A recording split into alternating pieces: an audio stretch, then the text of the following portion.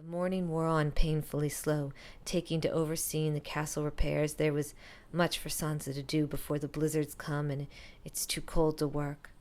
Jon oversees their bannermen and his own forces, drilling them every morning, seeing to their needs. Brother and sister together take stock of the grain and the finances. None of this was her strong suit. Despite all, she has become a quick study. Necessity has brought out a side of the princess she never thought she had. Sansa thought as she walked the halls that she was not meant for this. She was meant to look pretty, host parties, and bear children. Here she was, though, a lady, no, a princess of this ancient castle, with responsibilities to the people, not only within its walls, but in all the North. In the afternoons, they discussed the future and how to protect the North from their enemies, usually with Lord Davos, Lady Mormont, and on occasion Littlefinger and the wildling leader Tormund, Giantsbane. Sansa had insisted Jon take her into his confidence. After the others leave, they study strategy or write letters quietly. This afternoon, instead of battle plans, they will bury Rickon. As Sansa was walking to Jon's solar that afternoon, she saw Lord Davos approaching her. He looked pensive as he stopped just outside Jon's door. "May I ask you a favor, Princess?" he asked. "Yes, of course," she replied. "The crypts of Winterfell are for kings and lords and ladies.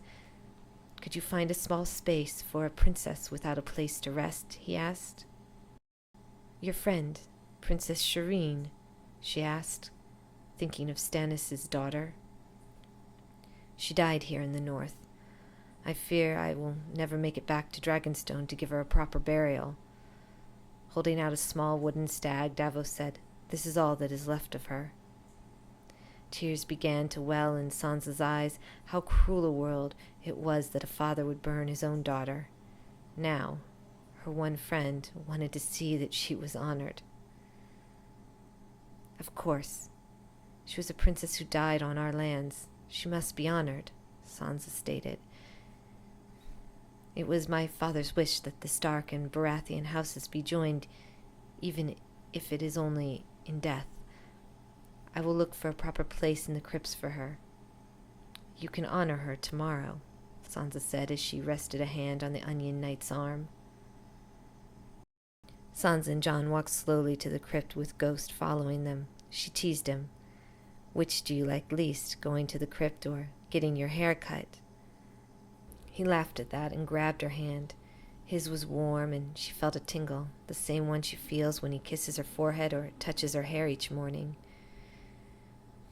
"You aren't supposed to feel this for a brother, or even a half-brother," so she tried to put the thoughts out of her head. Just the last remnants of the girl she used to be, the girl who dreamed of marrying a king and of being a queen. Or maybe it was because they were distant as children. She kept away because of her mother, her septa, and was sorry for that now that she knew what it was to have lost a mother, the emptiness that is inside you. They were the only ones left. She wished she could fill the emptiness for both of them. The crypts were dark, with torches lighting the arched tunnels. They passed the kings of winter and lords of Winterfell, coming to the place for her family. They looked upon Rickon, lit the candles, said the words, and moved to light a candle for their father, whose statue was there, but not his bones. "When we were children, I begged father not to take me, that my dresses would get dirty," Sansa confided to Jon. "Now, I come to see him even though he's not really here. I wish we could bury my lady mother, too, so I could see her. To not know where she lays, is she at peace, or a ghost haunting the countryside?" She turned toward Jon. "I never understood what it was like for you. I thought maybe it was your fault that you didn't have a mother, that my mother was angry. Then I blamed our father. Now I miss them both." She felt Jon's hands moving along her arms. "I miss our family too," he told her. "I'm so sorry, Jon," she continued as they paused at Lyanna's statue. "For what?" he asked. "Everything that has happened to us," Sansa said. He cupped her face with both his hands, looking straight into her eyes so like her father's and Arya's, yet completely his own. If only he would keep holding her face like that, never letting go. What was this feeling? It was confusing. He was her half-brother. Their faces were so close. If she just leaned forward a little, they would be kissing.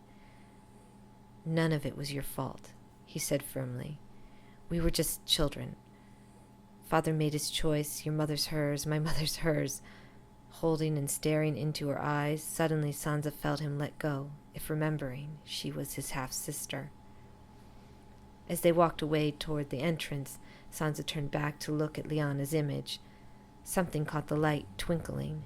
Tiny drops of water like tears streaming down her face. From deeper in the crypt, Sansa heard the sound of a rock drop. "What was that?" Jon said, startled. She walked toward the sound as if she was being pulled. One entrance to part of the crypt had long since caved in. It was only a rock that had fallen from that wall, forming the perfect small shelf.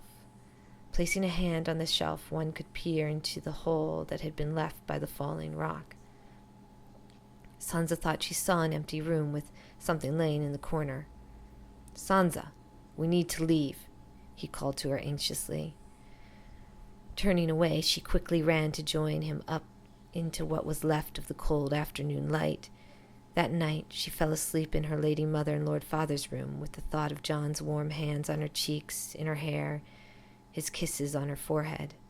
She woke sweating, breathing heavily. Jon was doing the things Ramsay did to her, only it didn't hurt. Only she liked it. She wanted it. That morning, Sansa laid in bed, going to breakfast later than usual, arriving as Jon was leaving. "You wear yourself out last night," he joked. "Very funny," Sansa said hesitantly. "Ah, a princess needs her beauty rest every once in a while.